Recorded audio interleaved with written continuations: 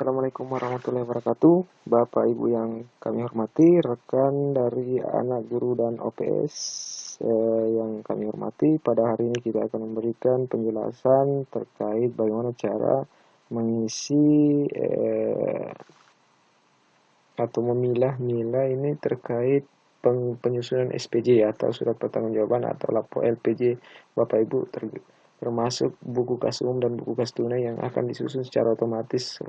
Yang jelas Bapak Ibu harus sudah memiliki RKS-nya sudah fix dan sudah disetujui. Nanti kita perhatikan ya. Kita login dulu. Sebelum itu Bapak Ibu silakan di-share linknya, dibagikan ke teman-teman operator atau bendahara, pendamping bendahara juga boleh. Ya, di sini isikan password kemudian login. Nah, Bapak Ibu di sini harus ya syarat untuk mengisi penatausahaan ini. Ya, untuk penanggung jawab sudah selesai, aktivasi kertas kerja juga selesai. Ini kertas kerjanya masih aktif, yaitu revisi, reguler revisi ke-1. Kenapa revisi ke-1? Karena saya pernah melakukan pergeseran. Sedangkan pergeseran, yang ada yang menanyakan kemarin, ini bisa diklik untuk pergeseran. Artinya kita membatalkan pengesahan, ini bisa dibatalkan melalui tombol pergeseran ini. Nah, kita lanjut ke materi hari ini. Ya, sebelum kita lanjut ke penatausahaan ini, kembali kami sampaikan bahwa pengesahan dan cek status sudah tidak aktif atau sudah sinkronisasi. Artinya kita sudah melakukan pengesahan dan sudah disetujui oleh admin markas yang ada di Dinas Pendidikan dan Kebudayaan kabupaten kota masing-masing. Nah, untuk selanjutnya, kemarin kita sudah sampai pada materi buku kas umum. Nah, ya, di video sebelumnya kita sudah memberikan materi terkait ini. Maka untuk kelanjutannya Bapak Ibu kita ingin menyusun BKU. Syarat untuk menyusun BKU ini Bapak Ibu harus mempersiapkan printout RKS-nya. Saya ulangi, Bapak Ibu sebaiknya mempersiapkan printout seluruh RKS-nya. Taruhlah contoh Bapak Ibu, saya sudah memprint RKS saya, RKS online saya yang saya ambil dari sini juga, dengan catatan RKS-nya sudah fix ya, sudah sesuai dengan persiapan pembelanjaan tahunan sekolah Bapak Ibu. Ya, jadi tinggal di print di RKS ini. Ya, di sini. Ya, apakah ingin per triwulan atau per tahap bisa diklik dan disimpan atau lalu di print. Kemudian didasari untuk menyusun BKU. Nah, BKU ini gunanya apa? Adalah buku kas umum sebagai dasar dalam pembuatan buku kas tunai, BKU, buku kas tunai, dan buku bank serta pajak. Ini akan jadi secara otomatis Bapak Ibu ketika pengisian SPJ Bapak Ibu itu sudah benar. Saya kasih contoh satu. Nah, di dalam transaksi kami di sekolah kami ini, itu ada tanggal transaksi itu diwajibkan sesuai dengan tanggal transaksi yang ada di BKU. Untuk tahap 1 itu direkomendasikan pada 1 Januari sampai 31 Maret. Nah, saya ambil di sini tanggal 16 karena pencairannya tanggal 16. Taruhlah contoh dalam Arkas itu, Arkas kan kelihatan bahwa di situ ada kegiatan transport pencairan. Tinggal dicari Bapak Ibu ya. Nah, di sini ada kode rekening 521, 522 ini kuncinya. Kalau di 521 adalah belanja pegawai, sedangkan 522 adalah belanja barang dan jasa. Taruhlah contoh, saya ingin membayar honorer guru tidak tetap. Nah, di sini kegiatannya apa? Kelihatan bahwa dia tercatat di Tran 1. Tran 1 juga ada di sini. Ada beberapa orang, ada 1 orang di honor pemeliharaan lingkungan sekolah sesuai dengan penyusunan RK saya kemarin. Ada di pembayaran honor guru. Nah, ini Tran 1 juga, atau Tran 1 itu tahap 1 Tran 1 ya. Ya, artinya Arkas itu modelnya dia per tidak jadi masalah Bapak Ibu karena kita hitungan per bulannya. Nah, tinggal kita klik namanya Bapak Ibu. Nah, itu sudah keluar, muncul. Saya istilahnya di sini saya membayar pada kode BPU 01. Ini tidak boleh diubah ya Bapak Ibu. BPU 01 saya membayar honor dari Ibu atas nama Anita. Nah, di sini kelihatan volumenya sisa 3.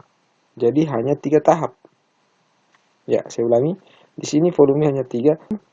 Kasih 3. Ya. Maksud di sini sisa volumenya adalah 3, maka saya berikan 3. Kenapa? Karena ini hitungan bulan. Ini adalah hitungan volumenya di Arkas kemarin adalah dia dari penganggaran di sini saya berikan adalah 3 bulan.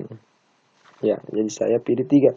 Jika ada yang mengisi penganggarannya satu kali bayar, maka diisi 1 dengan nilai seperti ini.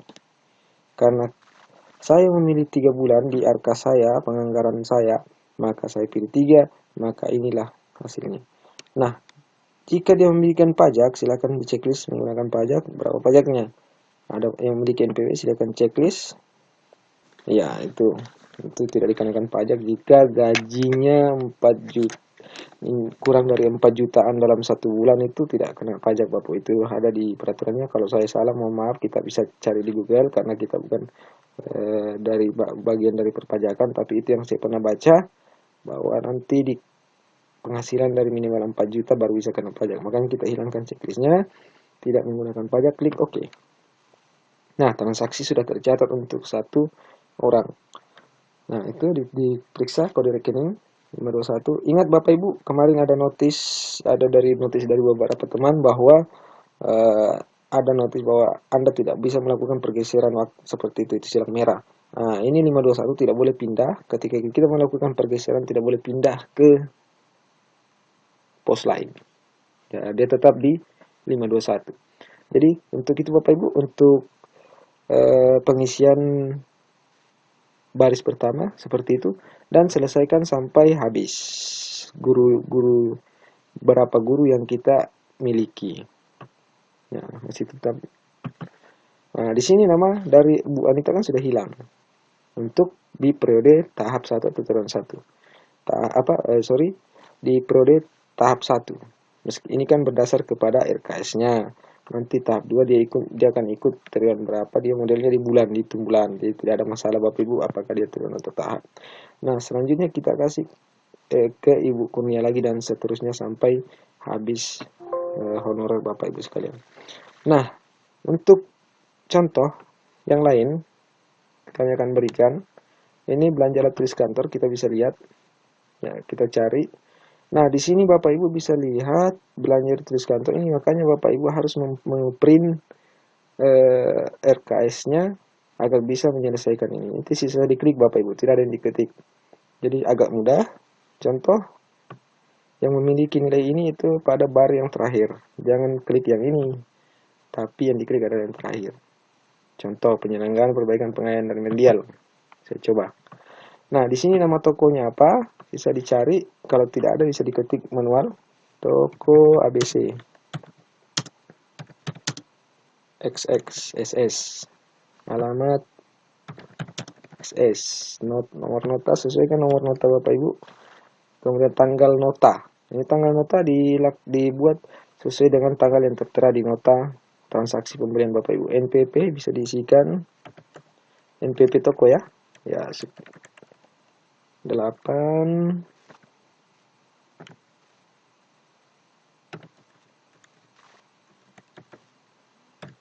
Nah, ini contoh. Ini sebagai contoh. Nah, silahkan mengklik sesuai dengan RKS yang dicetak. Yang mana yang ada. Jangan diklik semua kalau memang tidak ada Bapak Ibu. Dicek adalah nilainya Bapak Ibu. Apakah sama dengan RKS Bapak Ibu? Kalau sama semua silahkan dicek list semua. Bahwa ini adalah pembelian yang benar dan ini memiliki kekuatan kwitansinya dari toko. Total belanja bisa diperiksa di sini 995.000. Silakan klik OK. Nah, jika dia menggunakan pajak silakan diklik, jika tidak menggunakan pajak silakan dihilangkan checklistnya. Ini bisa kita lihat untuk dasar dari pajak. Kalau tidak salah lagi, saya minta Bapak Ibu bisa mencari ke Google browsing mana yang termasuk pajak. Kalau sesuai dengan sepengetahuan saya untuk barang itu harganya di bawah 2 juta itu tidak kena pajak. Tahun lalu kayaknya 1 juta tidak salah, tapi mohon maaf Bapak Ibu bisa mengikuti perkembangan perpajakan silahkan dan saya yakin Bapak Ibu semua bisa melakukan pengecekan di internet terkait pajak-pajak. Nah, kalau di bawah 1 juta kan ini sudah jelas tidak kena pajak. Ya, silahkan klik OK. Nah, inilah penganggaran Bapak Ibu dia per item. Ya, Tidak ada masalah Bapak Ibu, karena di sini kita bisa juga buatkan nanti kwitansi dengan BPU yang sama itu satu kwitansi. Jadi Bapak Ibu tidak usah terlalu pusing terkait hal ini, karena ini bisa kita gabungkan dalam satu kwitansi nantinya. Yang jelas dia BPU-nya sama, ini nomor transaksi pada kwitansi induk sekolah. Ya, ini kan sama Bapak Ibu ya. 0202020202. Nah, ini kwitansinya boleh istilahnya kwitansi kontannya. Kwitansi induk disatukan, kwitansi kontannya juga bisa disatukan. Mungkin seperti itu Bapak Ibu, dan seterusnya silakan habis sampai Bapak Ibu selesaikan sampai RKS-nya selesai, dan insya Allah ini akan memudahkan Bapak Ibu dalam melakukan laporan penggunaan baik dari K7A. K7A dia posisinya di sini Bapak Ibu ya. K7A di sini. Ya, ini kelihatannya Bapak Ibu. Nah, untuk K7 dia akan otomatis Bapak Ibu masuk di tempat di posisinya. Pembiayaan kegiatan pembelajaran ekstrakurikuler. Nah, ini pembiayaan honorer. Dia posisinya di sini. Jadi ini aplikasinya sangat memudahkan. Jadi Bapak Ibu boleh men-share kepada bendaharanya, kepada teman-teman yang bertugas sebagai bendahara, dan ini insya Allah akan memudahkan pekerjaan Bapak Ibu. Saya akhiri, wabillahi taufiq wal hidayah. Wassalamualaikum warahmatullahi wabarakatuh. Salam anak guru dan OPS.